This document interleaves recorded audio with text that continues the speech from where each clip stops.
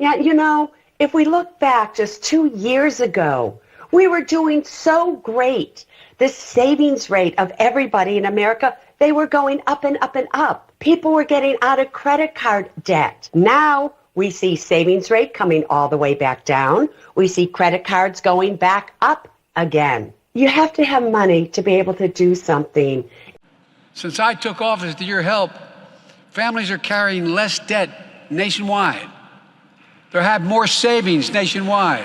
Many economists do cite the war in Ukraine and supply chain issues. We did have that before the war, supply chain issues. They also say that last year's stimulus package, which you mentioned, contributed to inflation, Karine. Does the Biden administration bear some responsibility for this? So, first of all, the American Rescue Plan met the moment, and it has put us in a place where we can actually put us in a place where the American people feel can actually we can take on inflation. What I mean by that is we've seen growth, right, with as I mentioned, more than 8 million jobs, and now we're transitioning into a stable growth. The president actually wrote an op-ed to discuss that himself, lay out his plan on how we're going to bring down inflation, and so that's really important. In order to take this on, we got to have be in a good historic economic place, which is where we are right now. You filled up your EV by charging, and you filled up your gas tank with gasoline, and you have the same size tank, you would save $60 per fill up by going electric rather than using gasoline. So it's a very compelling case. But again, to your point, we want to bring down the price at the point of purchase. What's your reason for, is that your reason for not thinking he should run again? Or is it just quite simply, as David Axelrod said, at the end of his next term, he'd be closer to 90 than 80? What is the reason? It's a host of factors. The first being that the approval rating is not where it should be at this point. But also, more importantly, if you look at the polls with regards to the direction of the country, less than a quarter of Americans think that our country is on the right track.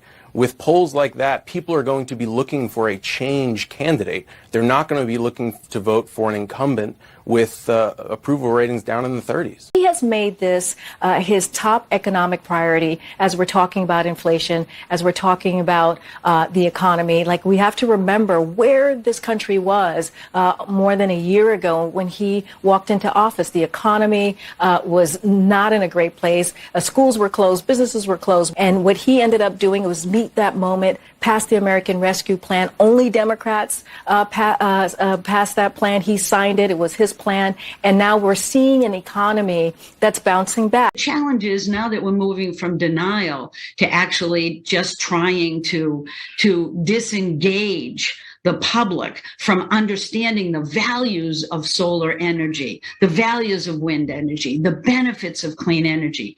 We have to get tighter.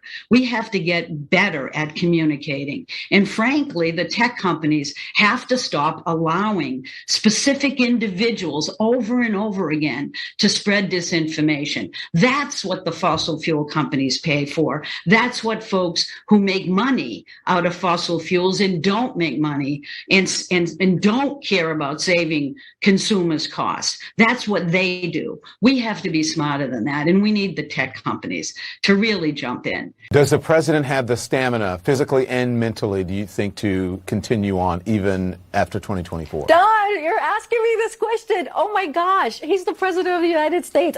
I can't even keep up with it. We just got back from New Mexico. We just got back from California. That is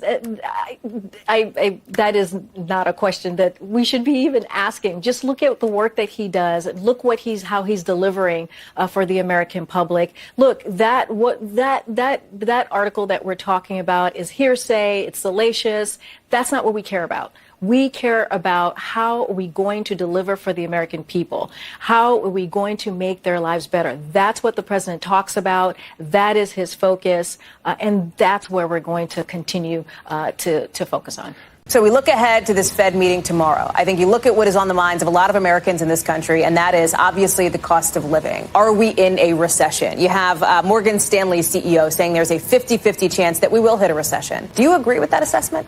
No, I think that where we are is in a transition. And energy security worry is driving a lot of the thoughts now about, we need more drilling of gas. We need more drilling of this. We need to go back to coal. No, we don't. We absolutely don't. And we have to prevent a false narrative from entering into this, or again, pun intended, we are cooked. President Biden has made a very significant commitment for the United States to be, first of all, power sector carbon free by 2035. By 2035, to only be producing electric vehicles in the United States, which General Motors and Ford and others manufacturers have bought into. And they're now spending hundreds of millions of dollars to retool their plants in order to produce those vehicles. Secretary, how can the United States challenge China while simultaneously allowing investments in the very same companies whose activities threaten the U.S. national security and use? How can we accomplish that? I have no idea. So you would agree that that's problematic? Again, I'm going to do some homework on this. We haven't received the letter. If I had the letter on March 21st, and had the information,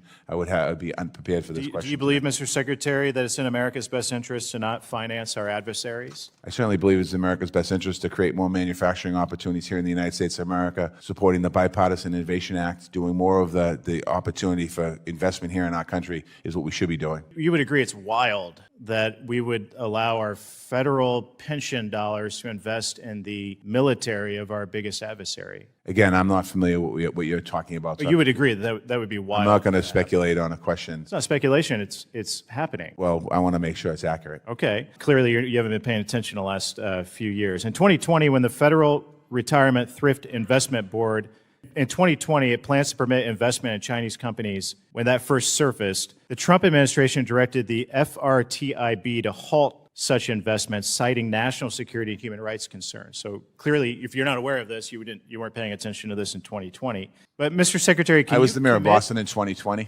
Yeah. Wasn't paying attention to a lot the administration was doing at the time. Hopefully you can catch up on this quickly, Mr. Secretary. This is important. China is not a laughing matter. Yeah, I'm not laughing. I'm well aware of it. It appears that you're dismissing it, and I want you to pay attention to it. That's why I'm raising it. To get to school and home every single day, it's costing us $115 a week. I've had to turn down jobs that are in like Simi Valley and stuff like that just because I can't afford the gas money. Well, when is it going to end? You know what I mean? Like it's just like a lot to take in, but you got to get it. That's the thing. Question of the day, the week, the month, the year. When's it going to end? Soaring gas prices are weighing down the average American just trying to head to work, as you heard there. One California community seeing nearly $10 a gallon for gasoline. Curious as to how things played in the room. It's one thing to watch it on TV, to hear the reaction there, a largely friendly crowd for the president, but impossible to ignore the fact that it was 15 minutes at least in, by my count, before the president really mentioned inflation and the impact that that's having on families. His ratings only going further down as the midterms approach. What's the latest reporting you guys have about how worried Democrats are that Biden may be a drag on the party come November? I mean, they're super duper worried, right? You don't want the president of your party sitting at 40% or slightly below 40%. You look at the numbers with independents, you swing voters, often around 30%, sometimes lower. That's terrible. Like, there's no other way to cut it, and Democrats know that. There is already concerns about the grid and outages, with one agency, as I just reported, predicting electricity prices are going to rise as much as 233% from last summer. That's a staggering number. What do you make of everything that you've seen? Well, it's completely avoidable, and it's a consequence of living in Biden's America. The reality is that we know how to plan for these type of problems, but the way that the Biden administration goes about governing and taking care of the business of the American people is, instead of fixing problems, they let it fester, and then they let it turn into a crisis. And then they use that crisis as an opportunity to implement their socialist-styled solutions that they wanted to implement all along. And that's what we're seeing right now in the electricity grid and the reliability issues that we know we are going to face this summer. And so had he just planned a little bit better and not undercut all of the Trump administration policies we had in place, Americans would be in a much better position, but unfortunately, that's not the case. In a recent op-ed, you wrote the push for electric vehicles and green initiatives contributed to the potential failure of the grid. In fact, you wrote a growing dependence on less reliable, clean energy sources is contributing to the grid's problems. How so? And what's the solution here? Well, there's technical limitations to wind and solar. The reality is they only work when the wind blows and the sun shines. And so you cannot build an entire grid system off of these type of resources. They're referred to as intermittents, or a better way to think about them is they're just unreliable without the addition of other type of resources. So what we need to be doing is building out something called baseload energy. This is nuclear power, this is advanced coal technology, and natural gas. That's the type of energy that keeps the system going. It keeps it efficient, safe, and it's clean. And that will ensure Americans have access to clean and, most importantly, affordable energy resources. Unfortunately, again, we're not seeing that in this administration. They're going in their renewables only approach, and they're doubling down on it, which is just going to make this situation worse.